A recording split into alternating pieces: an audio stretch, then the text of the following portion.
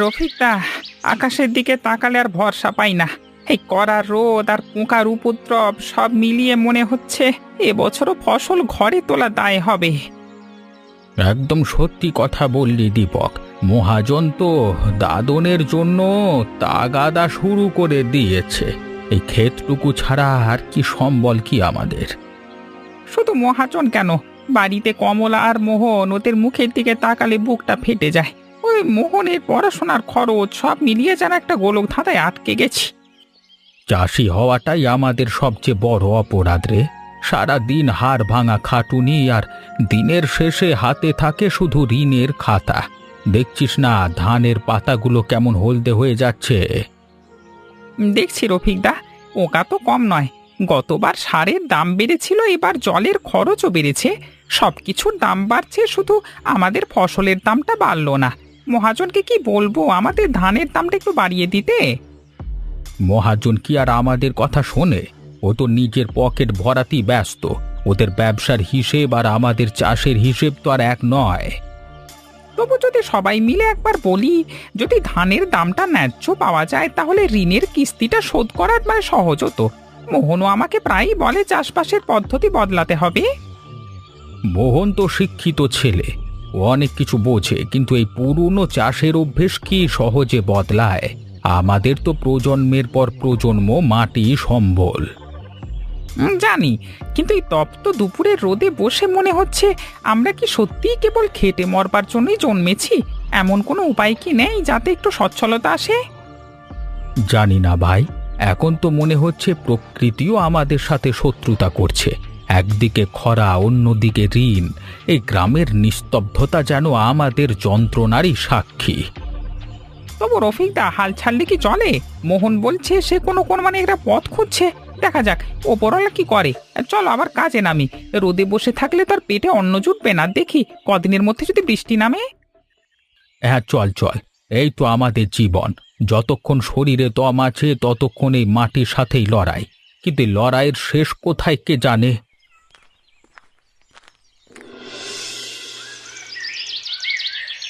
এই কি রে মোহন, এত চুপচাপ কেন? বাড়িতে আবার সেই একই সমস্যা? তোর বাবা বলছিল এবারে নাকি ধান চাষ নিয়ে খুব চিন্তায় আছে। ঠিকই শুনেছি সিমরান, শুধু বাবা নয়, গ্রামের প্রত্যেকটা চাষি আজকে একই সংকটে। সব হিসেব তো মিলছে না। খরচের চেয়ে আয় কম, আর আমাদের বেকারত্ব তো গলার কাঁটা হয়ে দাঁড়িয়েছে। কিন্তু বেকারত্ব বা চাষের সমস্যার কি কোনো স্থায়ী সমাধান নেই? আমরা এইভাবে চুপচাপ বসে থাকলে তো কিচ্ছু বদলাবে না। এই যে পড়াশোনা করলাম, এটা কি শুধু ডিগ্রির জন্য? নীলিমা, তুই ঠিকই বলেছিস। এই যে দেখ, নদীর জলে ছোট ছোট টাকি মাছের ঝাঁক, এরা তো খুবই কষ্ট সহিষ্ণু মাছ। এরা জলের অল্প জায়গাতেও থাকতে পারে। টাকি মাছ? ওটা দিয়ে কি হবে? আমাদের তো ধান ক্ষেতের দিকে নজর দিতে হবে, মাছের দিকে নয়। আরে আমি সেটাই তো ভাবছি। ধান খেতে যদি এই টাকি মাছে চাষ করা যায়, ধানের আলের জল তো মাছের জন্য একটা নিরাপদ জায়গা হতে পারে। ওগুলো ধান ক্ষেতের পোকাও খেয়ে নেবে, আবার মাছ বড় হলে আমাদের রোজগারও হবে না? এটা তো দারুণ আইডিয়া। ধান গাছও ভালো থাকবে, আবার মাছ থেকেও মুনাফা আসবে। তবে এটা কি আসলেই সম্ভব? আমাদের তো এই বিষয়ে কোনো হাতে কলমে অভিজ্ঞতাই নেই। একদম এমনি এমনি তো আর চাষ করা যায় না। বৈজ্ঞানিক নিয়ম কানুন কিছু না জানলে তো হিতে বিপরীত হতে পারে। টাকি মাছের কি কোনো বিশেষ খাবার লাগে? আমি ঠিক জানি না, তবে আমার মনে হয় গ্রামের লাইব্রেরিতে এই বিষয়ে বই থাকতে পারে। আমি ইন্টারনেটেও কিছু পড়েছিলাম। চল তোরা একবার লাইব্রেরিতে খুঁজি। যদি সত্যি এটা কার্যকর হয় তবে আমাদের গ্রামে একটা বড় বিপ্লব আসবে। সত্যিই তো, এই টাকি মাছ যদি ক্ষেতের জল থেকে আমরা চাষ করতে পারি, তবে চাষি ভাইদের আর অভাব থাকবে না। ধানের পাশাপাশি অতিরিক্ত আয়ের পথ তৈরি হবে। দেরি করিস না, তাহলে চল এখনই লাইব্রেরিতে যাই। দেখা যাক বইতে কি তথ্য আছে। যদি পদ্ধতিটা ঠিকঠাক বুঝতে পারি তাহলে আগামী মরশুমেই আমরা নতুন কিছু শুরু করতে পারবো। হ্যাঁ চল, আমাদের হাত গুটিয়ে বসে থাকলে চলবে না। এবার আমরাই পথ দেখাবো। এই টাকি মাছ চাষের মাধ্যমেই দারিদ্র্যকে জয় করতে হবে।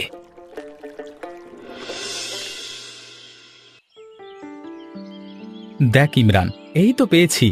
ধান খেতে মাছ চাষের পদ্ধতি শুধু আমাদের ধারণা নয়, এটা একটা পরীক্ষিত বৈজ্ঞানিক উপায়। এখানে লেখা আছে ধানের গাছগুলো মাছের জন্য ছায়া তৈরি করে, আর মাছেরা ধান ক্ষেতের ক্ষতিকর পোকা খেয়ে ফেলে। বাহ, আমি এই যে ইন্টারনেট ঘাঁটছি, এখানেও দেখছি একই কথা বলছে। সমন্বিত চাষ বা মানে ইন্টিগ্রেটেড ফার্মিং।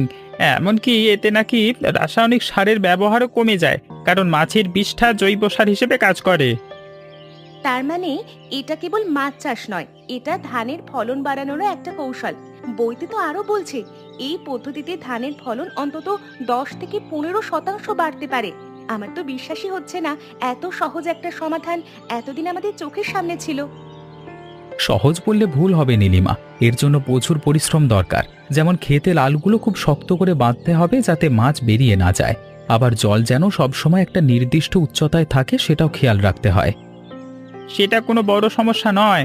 আমরা তিনজনে মিলে যদি আলগুলো মেরামত করি, তবে কোনো চাষি বাড়তি খরচ হবে না। আমাদের এখন দরকার সঠিক সময়ে সঠিক প্রজাতির মাছ ছাড়া।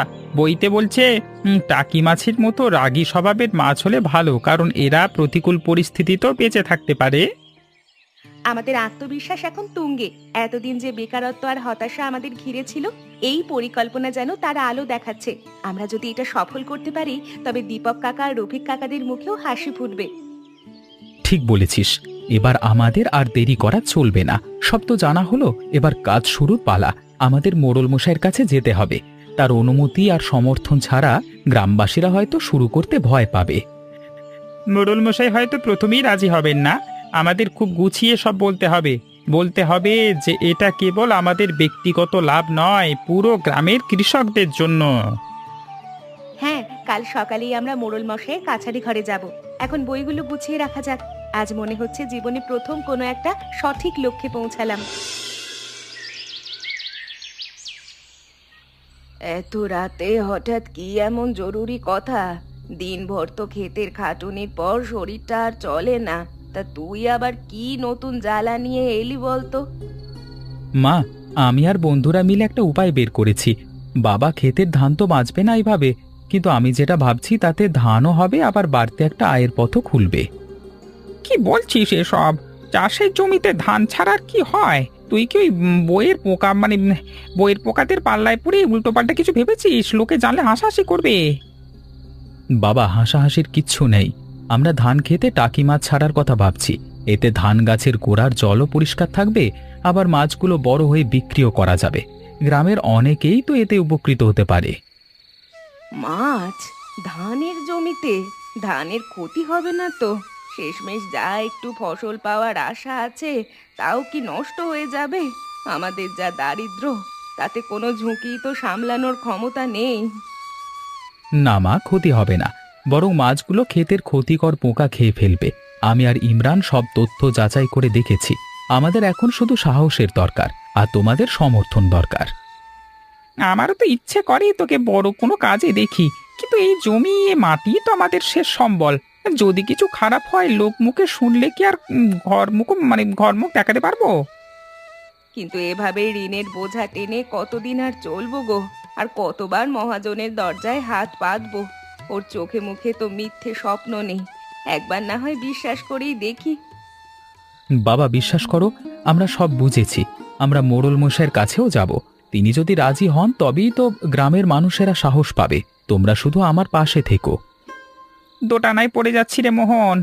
একদিকে অভাবের অন্ধকার আর অন্যদিকে এই নতুন পথের অনিশ্চয়তা। কিন্তু তুই যখন এত করে বলছিস, আর তোর পড়াশোনা যখন আমাদের ভরসা, তখন হয়তো একটা সুযোগ নেওয়াই উচিত। ওপরওয়ালা যেন আমাদের মুখ রাখে। দারিদ্র্য থেকে মুক্তির এটাই যদি শেষ পথ হয়, তবে যেন আমরা হার না মানি। মোহন, মোহন, তুই যা ভালো বুঝিস কর বাবা। তবে খবরদার, আমাদের বিশ্বাসটা যেন কোনোভাবেই না ভাঙে। ইমরান, আলটার ওই কোণটা আর একটু শক্ত করে বাঁধ। জল বেড়ে যাচ্ছে। মাছের চারা ছাড়বার আগে যদি আল ভেঙে যায় তবে সব মাটি হয়ে যাবে। আরে ভাই, চেষ্টা তো করছি, কিন্তু বৃষ্টির তোর বড় বেশি। মাটি একদম পিচ্ছিল হয়ে গেছে। নীলিমা, ও পাশ থেকে জালটা টেনে ধরতো, যাতে আলটা ধসে না পড়ে। ধরছি। জল তো বেশ বেড়ে যাচ্ছে। মাছ ছাড়ার জন্য কি এটা সঠিক সময়? এত বৃষ্টির মধ্যে চারাগুলো টিকে থাকতে পারবে তো? এই তো প্রকৃতির সাথে আমাদের আসল লড়াই। ওরা যদি প্রতিকূল পরিস্থিতিতে বেঁচে থাকতে শেখে তবেই আমাদের ব্যবসায় মুনাফা হবে। টাকি মাছ তো খুব শক্তপোক্ত, বৃষ্টিতে ওদের কিচ্ছু হবে না। মোহন, ধান গাছগুলো কি ঠিকঠাক দাঁড়িয়ে আছে? বৃষ্টির ঝাপটায় গাছগুলো না নুয়ে পড়ে। ধান গাছগুলো কিছুটা হেলেছে বটে, কিন্তু ভয়ের কিছু নেই। আমরা তো ওগুলোর জন্য নিরাপদ পরিবেশ তৈরি করছি। মাছের জন্য আলে জাল ফেলার কাজটা শেষ করলেই কাজটা অনেকটা এগিয়ে যাবে। এই যে দেখ, জল একদম আইলের সামনে চলে এসেছে। আমাদের পরিশ্রম কি শেষ পর্যন্ত সফল হবে? গ্রামের লোকগুলো দূর থেকে আমাদের দেখে কি ভাবছে বলতো?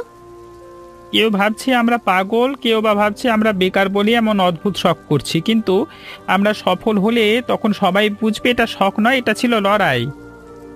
একদম ঠিক। আমাদের লড়াইটা কেবল মাছের জন্য নয়, আমাদের লড়াইটা অস্তিত্বের জন্য। বৃষ্টির তীব্রতা বাড়ছে, কাজটা তাড়াতাড়ি শেষ করতে হবে। করছি। জীবনটা আজ ভিজে একাকার, কিন্তু বুকের ভেতর একটা দারুণ উত্তেজনা কাজ করছে। মনে হচ্ছে এই বৃষ্টির সাথেই আমাদের স্বপ্নের বীজ বোনা হচ্ছে। স্বপ্ন তো অনেক দেখলাম, এখন বাস্তবের কাদার সাথে লড়াই করবার সময়। দেখিস কালকে সূর্যোদয় আমাদের এই কষ্ট সার্থক হবে। সবাই শুনছেন, আজকে আমাদের গ্রামে চাষবাসের ইতিহাসে এক নতুন দিনের সূচনা। ভয় পাওয়ার কিছু নেই, এই চারাগুলোই আমাদের ভাগ্য বদলে দেবে। মোহন, তুই তো বললি মাছ ছাড়লে ভালো হবে, কিন্তু এরা ঠিকঠাক বড় হবে তো যদি হঠাৎ মারা যায়? আরে দীপক, ছেলেটা যখন এত কষ্ট করে সব ঠিক করছে, তখন বিশ্বাস তো করতেই হয়। আমার ক্ষেতগুলোতে তো আমি আগেই আল মজবুত করে রেখেছি, আজকে আমি আরো মাছ ছাড়বো।